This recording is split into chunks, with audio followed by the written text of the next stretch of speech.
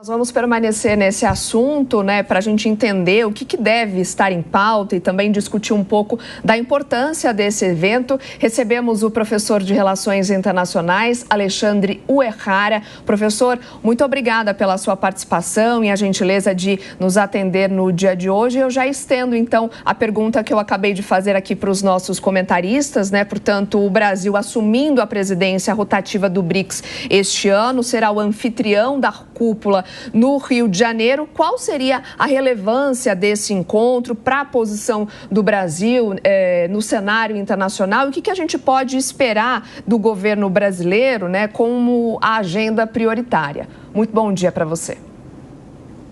Olá, bom dia. Agradeço muito pelo convite aí, poder falar sobre esse tema. Estava ouvindo os comentários, assim, eu creio que de fato tem alguns elementos que marcam o perfil do BRICS, que é essa heterogeneidade que existe entre os parceiros, principalmente agora, né, que houve uma ampliação do número de membros, né? Nós tínhamos aí Brasil, Rússia, Índia, China e África do Sul, que já se falava de uma heterogeneidade bastante grande, e agora nós temos outros países que ingressaram no ano passado, que trouxe aí uma diferenciação entre os países muito maior.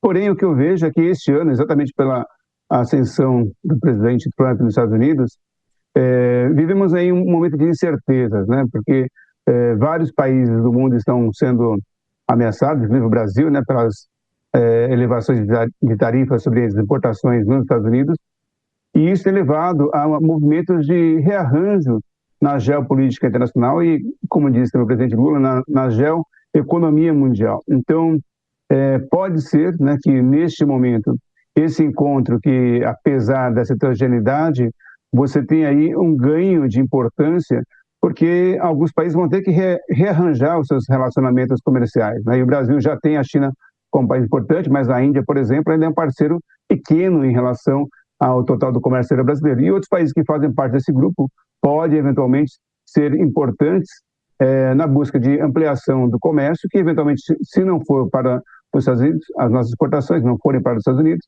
outros países terão aí a possibilidade de ter um redestino nas exportações. E a Índia é um país que cresce bastante. Então, de repente, pode ser aí uma oportunidade do Brasil repensar um pouco também as suas relações comerciais internacionais.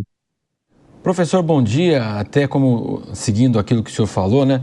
Até pelo potencial da Índia, que é o país mais populoso hoje do mundo, 1,5 bilhão, né, de pessoas, a China também 1,4 bilhão, né, e toda a sua capacidade industrial e hoje também participa da guerra comercial. Até por isso, Trump faz essa ameaça ao bloco, sabendo que ainda tem a Rússia nesse bloco, né, e, é claro, o próprio Brasil, mas, de qualquer forma, nessa guerra comercial entre os Estados Unidos e a China faz parte justamente do BRICS. Sim, é verdade. Então, nós vemos aí que os Estados Unidos, agora com o presidente Trump, tem dado algumas medidas num discurso de recolocar os Estados Unidos numa posição de liderança internacional, buscando diminuir o seu déficit na balança comercial com os países, particularmente com a China, com quem o déficit tem sido bastante alto. E penso que para o Brasil em particular, a presença nesse grupo, de certa forma, ajuda o Brasil em termos de peso, né? O Brasil sozinho, para uma negociação com os Estados Unidos, talvez seria um peso muito menor, mas agora, né, quando você pensa no BRICS, né, China, a Índia, como você mencionou, são dois países muito populosos, que têm um PIB, particularmente a Índia, que está crescendo bastante, cada vez mais relevante. E aí sim, né, pensando o Brasil juntamente com esses outros países, hoje você vai ter um peso bastante importante na economia mundial. Então, o BRICS hoje, apesar da heterogeneidade política e de regimes políticos, culturais, em termos econômicos, quando a gente pensa no grupo, ele é um grupo bastante significativo se eles conseguirem atuar coletivamente nas suas decisões. Professor, vou incluir também nessa entrevista os nossos comentaristas, começando pela pergunta do Diogo da Luz. Bom dia, professor. Obrigado por nos dar atenção aqui. Eu disse há pouco não acreditar que os países pudessem escolher uma outra moeda, uma moeda que eles impusessem aos exportadores e importadores. Mas eu queria muito ouvir a sua opinião sobre isso. É possível escolherem? E se é possível, qual moeda seria? Eu não vejo nesse momento, aí nesse particular, que o Brasil tenha interesse em ter uma moeda alternativa ao dólar. O dólar hoje é predominante no comércio nacional.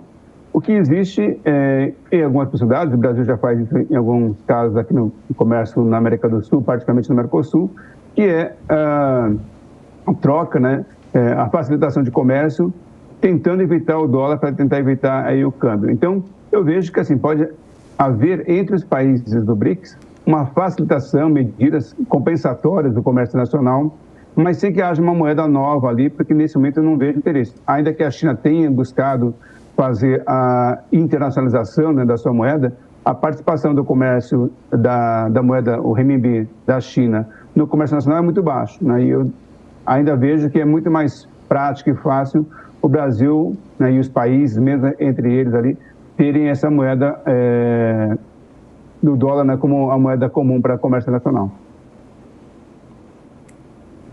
Adriano, sua pergunta. Bom dia, professor Alexandre. Bom dia. Eu queria saber como que fica essa adesão do bloco, tendo em vista a estratégia do Trump de negociar diretamente com os países. O Trump já vem conversando, né, com o governo da China, recentemente conversou com o governo da Índia, inclusive avançando na possibilidade até de um acordo militar, né, que para a Índia seria muito importante. Até que ponto essas ações do Trump não acabam por minar, né, o BRICS como um bloco mais coeso? Uhum.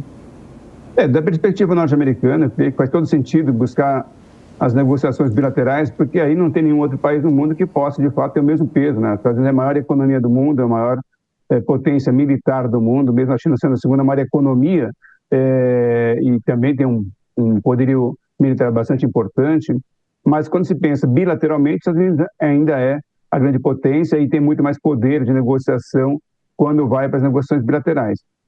Mas, como falei, ainda estamos no ano de certeza, nós estamos aí entrando no segundo mês do governo do presidente Trump, e os países ainda estão aprendendo a lidar com isso, né? Eu vejo que a União Europeia tem se mobilizado, aqui na América do Sul existem aqueles temores, não sabe se ainda os países vão se alinhar, né? Porque mesmo alguns países que demonstraram, como a própria Argentina, interesse numa relação bilateral, as medidas norte-americanas também afetam a Argentina, e a Argentina, se for negociar bilateralmente, tem muito mais dificuldade.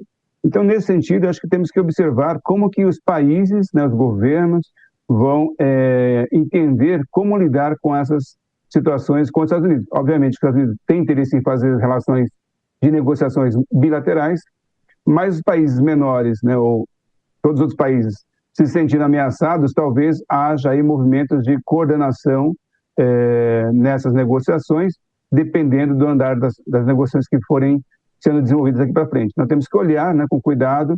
Eu vejo que nesse momento para o Brasil seria muito mais interessante, até porque tem a China e a Rússia nesse grupo, e talvez o Brasil, até pela proximidade política, geográfica, e uma convergência de interesses, que seria mais interessante neste momento manter a prudência, como o governo tem feito, de negociar bilateralmente, tentar ver o que vai acontecer. Mas temos que observar o que vai acontecer daqui para frente.